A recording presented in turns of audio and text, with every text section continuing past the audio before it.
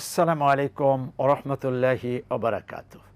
ইন্নাল হামদুলিল্লাহি কুল্লাহ ওয়াসসালাতু ওয়াসসালামু আলা রাসূলিল্লাহ আল্লাযী লা নাবিয়্যা বা'দা ওয়া আলা আলিহি ওয়া সাহবিহি আম্মা বাদ।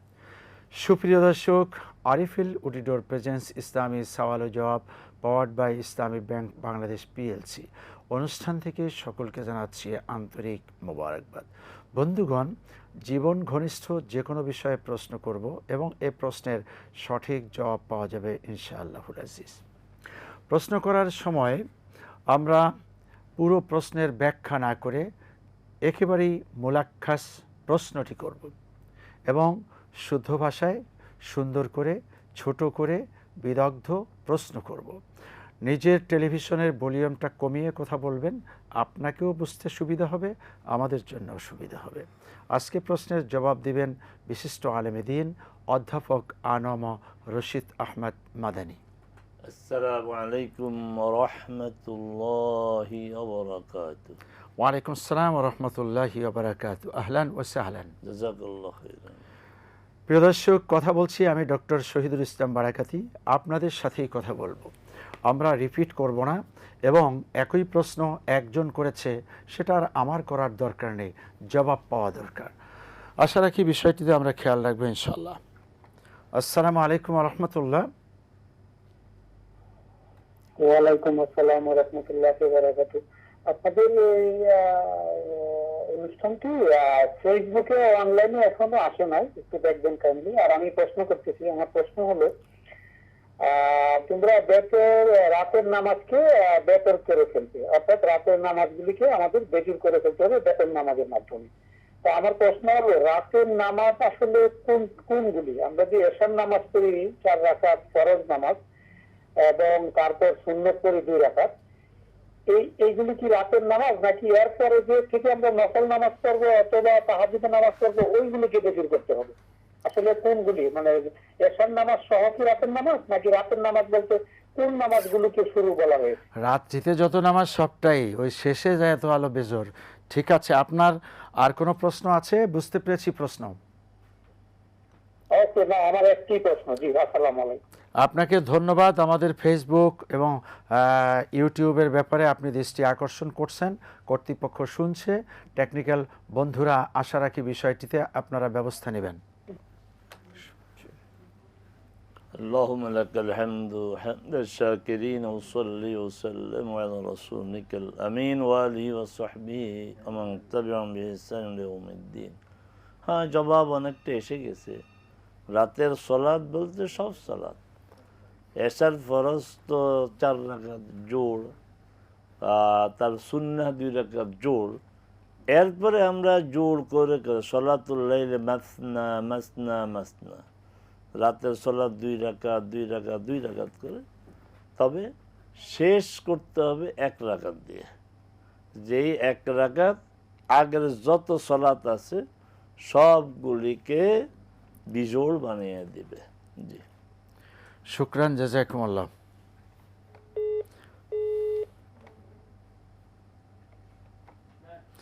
আসসালামু আলাইকুম ওয়া রাহমাতুল্লাহ। ওয়ালাইকুম আসসালাম ওয়া রাহমাতুল্লাহ।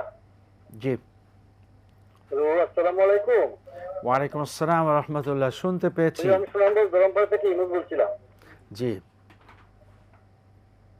প্রশ্ন করুন। জি হুজুর, যে আল্লাহ রাব্বুল আলামিন বান্দাকে যখন এই পৃথিবীতে পাঠায়, তার মানে এই খানা পিনা মানে রিজিক ওই নির্দিষ্ট করে রেখেছে। হ্যাঁ, তো ওর আগে কোন লোক ইন্তিকাল করবে, এটা কি সেই হাদিস দ্বারা সাব্যস্ত? আর 2 নম্বর প্রশ্ন হচ্ছে, রাসূল সাল্লাল্লাহু আলাইহি ওয়াসাল্লাম বলেন যে এই দিনের যে 12 রাকাত সুন্নতে মুআক্কাদা, হ্যাঁ, ফজরের 2 রাকাত, জোহরের 4 রাকাত, এশার 2 রাকাত, মাগরিবের 2 রাকাত যে রেগুলার পড়বে তার জন্য আল্লাহ রাব্বুল আলামিন বেহেশতে একটি বালাখানা তৈরি করবে। এটাও কি সহিহ হাদিস? আর কোনো প্রশ্ন আছে ইউনূস সাহেব? জি না। আচ্ছা, জবাব শুনুন। জি, হ্যাঁ, রিস্কে নির্ধারিত।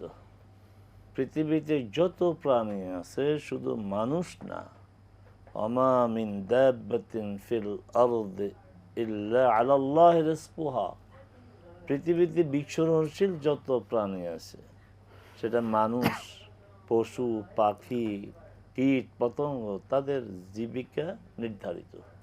হ্যাঁ, এটা কোরআন সুন্নাহ দ্বারা সমর্থিত যে তাদের জীবিকাটা নির্ধারিত, তাদের বয়সটা নির্ধারিত।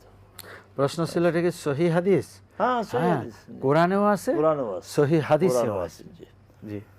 আর 12 রাকাত যে সলাত, কথা ঠিক, যে ব্যক্তি মান সাবারা আলা সিনতাই আশরা রাকা, মান সাবারা আছে, মান দাওয়ামা আছে, যে ব্যক্তি নিয়মিত, কথাটা সাবারা মানে নিয়মিত 12 রাকাত সলাত আদায় করবে, বানাল্লাহু লাহু বাইতান ফিল জান্নাহ, জান্নাতে আল্লাহ তার জন্য একটা ঘর বানিয়ে রাখবেন।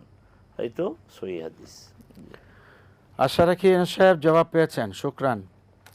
আসসালামু আলাইকুম ওয়া রাহমাতুল্লাহ। ওয়ালাইকুম আসসালাম ওয়া রাহমাতুল্লাহি ওয়া বারাকাতুহু। আমি একটু আগে প্রশ্ন করেছিলাম, আমি আসলে প্রশ্নের উত্তরটি আমি সঠিকভাবে বুঝতে পারিনি। আমি আর একটু সুনির্দিষ্টভাবে প্রশ্নটি করতে চাচ্ছি। সেটা হলো, আমি যদি রাত্রে এশারের ফরজ নামাজ 4 রাকাত আদায় করলাম, আদায় করার পরে আমি কোনো কারণে আমি আর অন্য নামাজ সুন্নত নামাজটি পড়তে পারলাম না, আমার কোনো একটা অজুহাত ছিল, সেই ক্ষেত্রে কি আমাকে বেতন নামাজটি করতে হবে, বেতন নামাজ পড়তে হবে 4 রাকাত ফরজ নামাজ পড়ার পর? জি, আসসালামু আলাইকুম। হ্যাঁ, আপনাকে ধৈর্য ধারণ করতে হবে, আবারও আপনাকে জবাব দেওয়া হবে, না বুঝার কিছু নেই। এখন আমরা বিরতিতে যাচ্ছি। প্রিয় দর্শক, অনুষ্ঠানে এই পর্যায়ে বিরতির সঙ্গেই থাকুন। দেখছি আরএফএল অডিটর প্রেজেন্স ইসলামী সওয়াল ও জবাব, powered by Islami bank Bangladesh PLC.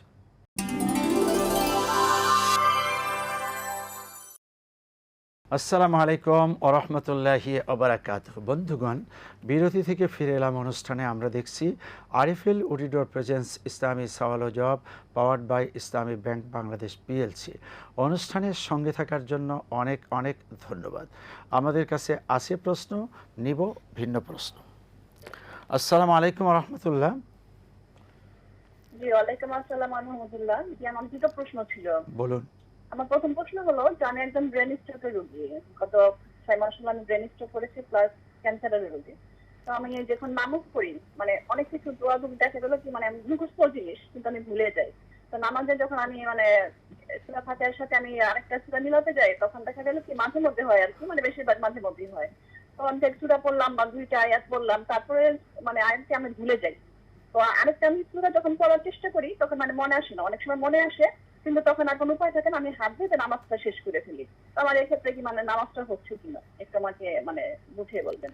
আর আমার দ্বিতীয় প্রশ্ন হলো যে আমাদের যে মেয়েদের যে যখন পিরিয়ড হয়, ওই যে দোয়া কিরাতে গুলা মানে মানে দোয়া পড়া যায় কিন্তু কিরাত গুলা পড়া যায় না, তো সেক্ষেত্রে তাদের মানে সুখার জন্য তারা মানে কি অবলম্বন করতে পারে?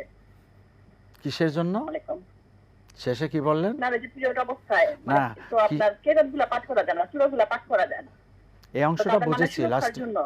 আচ্ছা, মানে দোয়াগুলা পড়া যায়। ওকে, আপনি আল্লাহ আপনাকে সুস্থ করুন, ধৈর্য ধারণ করুন, জবাব শুনুন। জি। বিরতিতে যাওয়ার আগে এক ভাইয়ের প্রশ্ন ছিল যে আয়েশার পরে তিনি সুন্নত পড়ার মতন তার অবস্থা নেই, হতে পারে 2 কারণে হতে পারে। অসুস্থতা, ব্যস্ততা, যে আমার ট্রেনের টিকিট করা আছে, বাসের টিকিট করা আছে, এখন যদি আমি সুন্নত পড়তে যাই তাহলে আমার গাড়ি ধরতে সমস্যা হবে। এইসব ক্ষেত্রে আপনি সমস্যা নেই, সুন্নত তো সুন্নত, সুন্নতকে ফরজের মতো গুরুত্ব দিলে এই গুরুত্ব দেওয়ার সমস্যা। সুন্নত পড়া সুন্নত, আপনার যখন ব্যস্ততা হবে, অসুস্থতা পড়বেন না। ভিতের পড়া প্রয়োজন আছে কিনা? হ্যাঁ, রাসূল সাল্লাল্লাহু আলাইহি সাল্লাম ফরজের বাইরে 2টি সলাত কখনো বাদ দিতেন না। একটা হচ্ছে ফজরের 2 রাকাত সুন্নত এবং ভিতর। তা আপনার ব্যস্ততার কারণে যদি পড়তে না পারেন ভিতর, তাহলে পরে পড়ার চেষ্টা করেন, যেখানে যাবেন সেখানে গিয়ে পড়েন, শরীর পরে ভালো লাগলে তখন পড়েন। আর যদি মনে করেন না, ওই ব্যস্ততার কারণে পড়া যাবে না, শরীর এতটা অসুস্থ, আবার ঘুম থেকে উঠে পড়া যাবে না, তাহলে মিনিমাম 1 রাকাত ভিতর আপনি পড়ে নেবেন। এশার 4 রাকাত সলাত আদায় করে সালাম ফিরিয়ে 1 রাকাত ভিতরের সলাত আদায় করবেন। এটা সহিহ হাদিস দ্বারা প্রমাণিত। ভিতর কেউ যদি চায় প্রয়োজন হয়, চায় না, প্রয়োজন হয় তাহলে 1 রাকাত পড়তে পারবে। এটা ওই বাসে, ট্রেনে, বিমানেও পড়তে পারবে। হ্যাঁ, যেখানে ইচ্ছা আপনি পড়তে পারবেন। আচ্ছা, বোন প্রশ্ন করেছেন, প্রথম কথা হচ্ছে আমরা দোয়া করি আল্লাহ আপনাকে সুস্থ করে দিন। দুশ্চিন্তা করবেন না, এই অবস্থাতেও অনেকে আবার ভালো হয়ে যায়, ভালো হয়ে যায়। আমার নিজের আশেপাশের এই অভিজ্ঞতা আছে যে ডাক্তার বলেছে যে না, আর সময় নেই, যা খেতে মন চায় খাওয়ান। এখনও 20 বছর আগের এই কথা, এই মানে খাওয়াইতে বলছে, আল্লাহ পাক তাকে 20 বছর খাওয়াইছে। ডাক্তার বলছে যে আগামী 1-2 মাসের মধ্যেই চলে যাবে। ডাক্তার কোর্স দিয়েছে 1-2 মাসের খাওয়ার জন্য, আল্লাহ তাকে 20 বছর খাওয়াচ্ছেন। তা আল্লাহ সবচেয়ে ওইদা মারেত তো ফাহুয়াসপিন। আল্লাহর প্রিয় বান্দা রাসূল খালিল বন্ধু ইব্রাহিম আলাইহিস সালাম দৃঢ়তার সাথে বলেছেন, আমি যখন অসুস্থ হব দায়িত্ব তোমার আমাকে সুস্থ করার। তা আমরা আল্লাহর উপর আস্থা রাখি, ভুলে যান সমস্যা নেই। আপনি বলছেন সূরা ফাতিহা পড়ার পরে অন্য সূরা পড়েন না, আপনার সালাত হয়ে যাবে, সমস্যা নেই। চেষ্টা করবেন, আল্লাহ চেষ্টাটা চায়, কাজটা আপনাকে করতে হবে এমনটা না। জি, যেহেতু ব্রেনের অসুস্থতা, উনি খুব বেশি চেষ্টা নামলে ব্রেনের চাপ পড়ে। দরকার নাই, প্রয়োজন নেই, যতটুকু পারেন। পিরিয়ডে দোয়া পড়া যায়, সূরা কেরাত পড়া যায় না, কে বললো আপনাকে? এটা বললো কে? সৌদি আরবের গ্র্যান্ড মুফতি শেখ বিন বাজ রাহিমাহুল্লাহ ছিলেন দুনিয়ার ওই সময় সবচেয়ে বড় মুফতি ছিলেন, ওই সময় সবচেয়ে বড় আলেম ছিলেন। তিনি বলছেন পিরিয়ড চলাকালীন মেয়েরা সালাত পড়বে না, কিন্তু কোরআন তেলাওয়াত করতে পারবে। এখন কোরআন কি দৌড়ে পড়বে না মোবাইল থেকে পড়তে পারে? এখন তো সমস্যা নাই, কোরআন মজিদ আপনি হাতে নেওয়ার দরকারটা কি? আপনি মোবাইল থেকে পড়বেন পড়বেন পড়বেন, কোনো সমস্যা নেই। জি, শুকরান।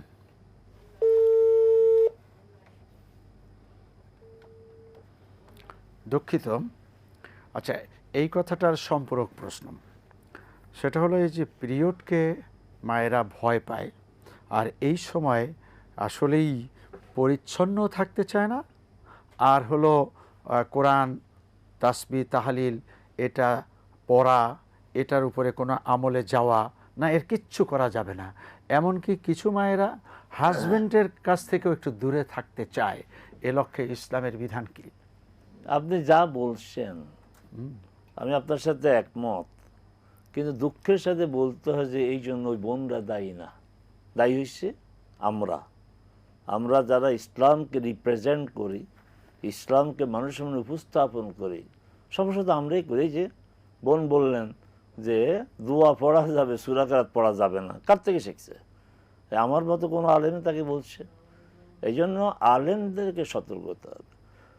এই যে পিরিয়ডটা, রাসূল সাল্লাল্লাহু আলাইহি সাল্লাম বিদায়ী হজে দেখলেন যে আয়েশা রাদিয়াল্লাহু আনহা এক জায়গায় তাবু করেছেন, মক্কা প্রবেশ করার আগে কাঁদছেন। তখন রাসূল বুঝতে পেরেছেন, তখন মা আয়েশার বয়স তো অত বেশি না, তুমি কাঁদছো কেন, কি সমস্যা হয়েছে কহ? কাঁদার কিছু নাই, আল্লাহ আদমের মেয়েদের জন্য এটা নির্ধারিত করে রেখেছেন। কাতাবাল্লাহু আলা বানাতি আদম, আল্লাহ আদমের মেয়েদের জন্য এটা বিধিবদ্ধ করে রেখেছেন। এটা স্বাস্থ্যসম্মত, ডাক্তাররা বলে এটাই হওয়া উচিত তাদের। তো সেখানে আপনাদের দায়িত্ব হচ্ছে যথাসম্ভব পরিষ্কার পরিচ্ছন্ন থাকতে হবে।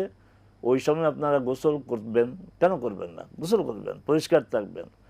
আর স্বামীর সাথে ওই স্বামী স্ত্রীর যে চূড়ান্ত যে কাজটা, এটা বাদ দিয়ে বাকি সব করতে পারবেন। বাকি আল্লাহ রাসূল করেছেন, আপনি আমি কে? গেল 2 নম্বর। আর শুধু সালাত আপনি পড়বেন না, এটা আল্লাহর পক্ষ থেকে আপনার জন্য বিশেষ অনুগ্রহ। সালাত আর কাজও করতে হয় না, সিয়ামটা কাজা করতে হয় রমাদানের, কিন্তু এই সালাত আপনার 3 দিন থেকে শুরু করে 10 দিন পর্যন্ত, 10 দিন যদি হয় তাহলে 50 ওয়াক্ত সালাত কম না? না, আর পড়তে হবে না আপনাকে। 5 দিন হলে 25 ওয়াক্ত পড়তে হবে না, কিন্তু আপনি জিকির করবেন, দোয়া পড়বেন, মোবাইল থেকে কোরআন তেলাওয়াত করবেন, অনুবাদ পড়বেন কোরআনের, কোনো সমস্যা নেই। জি, শুকরান, জাযাকুমুল্লাহ। প্রিয় দর্শক, অনুষ্ঠানে এ পর্যায়ে আরও একটি বিরতি, সঙ্গেই থাকুন। দেখছি আরএফএল অডিটর প্রেজেন্স ইসলামী সওয়াল ও জবাব, powered by Islami bank Bangladesh PLC.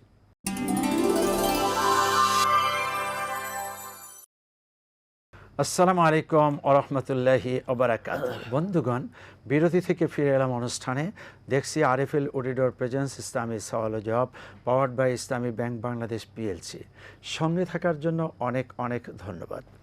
Sheikh, হানাফি মাযহাবে কোনো জামে মসজিদে দ্বিতীয় জামাত ঠিক নয়, কথাটা কতটুকু ঠিক বা বেঠিক? জি, অনেক ধন্যবাদ। খুবই মানে প্রয়োজনীয় একটা বিষয়। এটা আমরা দেখি সমস্যা যে অনেক মসজিদেই মূল জামাত হওয়ার পরে আল্লাহর অনেক বান্দারা রাস্তা দিয়ে যাচ্ছে, বাজার থেকে আসছে, একা একা সলাত আদায় করে, শুধু এই ফতোয়ার কারণে যে সানি জামাত, এটাকে সানি জামাত বলে, দ্বিতীয় জামাত। এবং অনেক মসজিদও ওইভাবে লেখা থাকে। এখন বিষয়টা কি আসলে?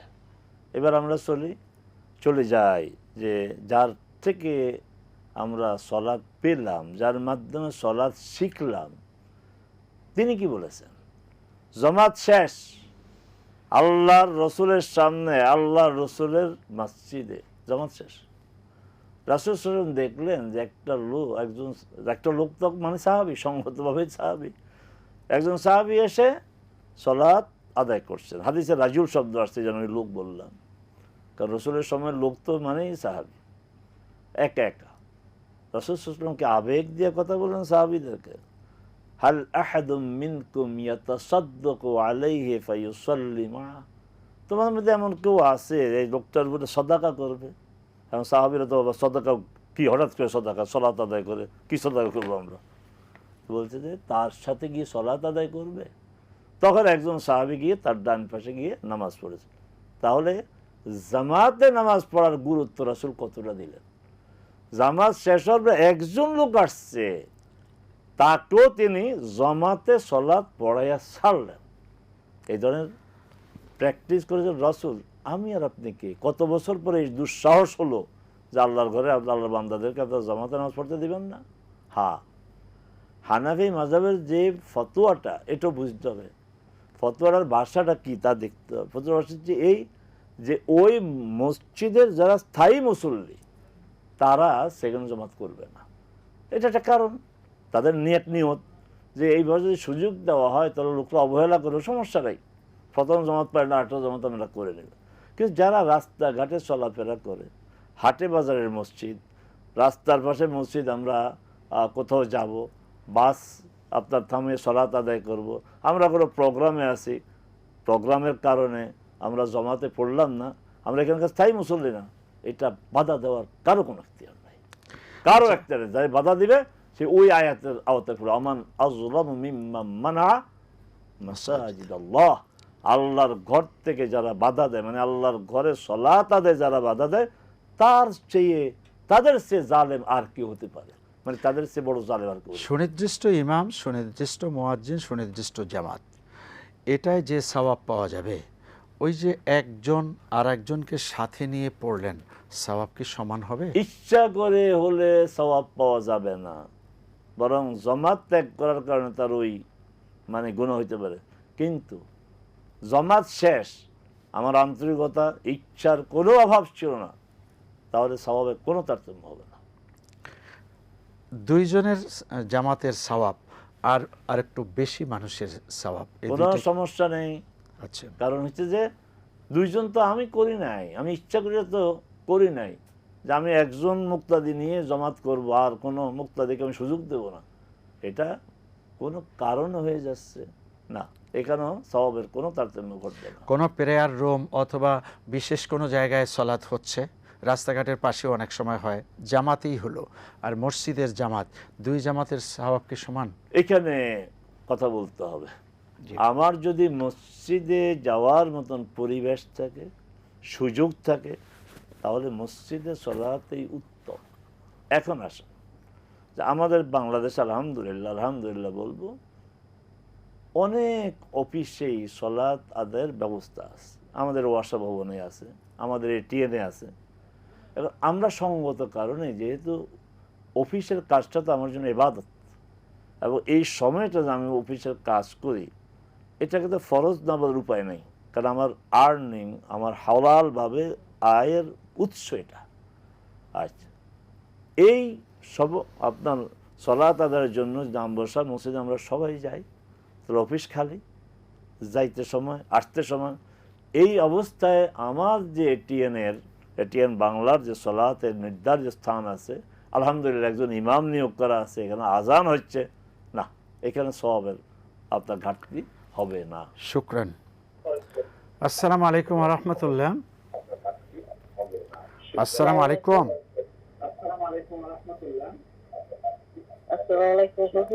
ওয়ালাইকুম আসসালাম। আপনার টেলিভিশনের ভলিউমটা কমিয়ে প্রশ্ন করুন। হ্যাঁ হুজুর, একটা মেয়ে বিয়ে হইতেছে না, কি করলে মেয়েটার একটু বিয়ের ব্যবস্থা হইবে তাড়াতাড়ি? আর কোনো প্রশ্ন আছে? হ্যাঁ, আরেকটা প্রশ্ন আছে যে অ্যাডভার্টাইজটা কমাই দিলে ভালো হইতো, আমরা তো অ্যাডভার্টাইজ দেখতে দেখতে বিরক্ত হয়ে যাই হুজুর। আর কোনো প্রশ্ন আছে? জি না। আচ্ছা, এখন অ্যাড ফেলে দেওয়া কঠিন আছে, ঠিক আছে। জি জি জনাব। পরেরটা দিয়ে শুরু করি। বোন যে আবেগ নিয়ে বলছেন অ্যাড কমাইতে হবে, আপনারা দায়িত্ব নিয়ে নেন যে অ্যাডের কোনো প্রয়োজন নেই, আমরা একদম অ্যাডবিহীন ইসলামী অনুষ্ঠান শুনবো, খরচ যা দরকার আমরা দেব। আমাদের কর্তৃপক্ষ ইনশাআল্লাহ এতে দ্বিমত করবে না যে আমরা যাব অ্যাডে, আপনারা যা তত আসে, আমরা সবাই আমরা এই অনুষ্ঠানে দর্শক শ্রোতারা আয়োজন করে উদ্যোগ নিয়ে এই অর্থটা আমরা দিয়ে দেব। 30 সেকেন্ডে ওই জবাবটা দিয়ে দিই। আমাদের কর্তৃপক্ষ অসন্তুষ্ট হবে না। আর বিয়ের সমস্যা দোয়া ছাড়া করার কিছু নেই, বেশি বেশি করে দোয়া করবেন। আর দোয়া জানতে চাচ্ছে সুনির্দিষ্ট কোনো দোয়া আছে কিনা? না, সুনির্দিষ্ট কোনো দোয়া নেই। রাসূলের একটা হাদিসে পাওয়া যায় যে আস্তাগফিরুল্লাহ বেশি পড়লে সংকট থেকে আল্লাহ বাঁচিয়ে দিবেন, দুশ্চিন্তা দূর করে দিবেন, এমন উৎস থেকে জীবিকা দিবেন। কল্পনা করতে পারে বিয়ে হওয়ার তো একটা জীবিকা, জামাই পাওয়াটা জীবিকা না, এতে বেশি বেশি করে যার বিয়ে সে করবে এই দোয়াটা বেশি। শুকরান, জাযাকুমুল্লাহ, হাইয়াকুমুল্লাহ। প্রিয় দর্শক, আসলে আর দোয়াও মুখ্যুল ইবাদা। আমরা দোয়া বেশি করে করব, সেক্ষেত্রে কোরআন তেলাওয়াত করুন, তাহাজ্জুদ পড়ুন, আল্লাহর কাছে বলুন, ইনশাআল্লাহ আল্লাহ রাব্বুল আলামিন ফয়সালা করে দেবেন। আজ তাহলে এ পর্যন্ত। ইনশাআল্লাহুল আজিজ, আল্লাহ কারীম বাঁচিয়ে রাখলে আল্লাহ, আমরা পরবর্তী অনুষ্ঠান দেখব আগামীকাল। আল্লাহ রাব্বুল আলামিনের কাছে দুআ চেয়ে বিদায় নিচ্ছি। আসসালামু আলাইকুম ওয়া রাহমাতুল্লাহি ওয়া বারাকাতুহু।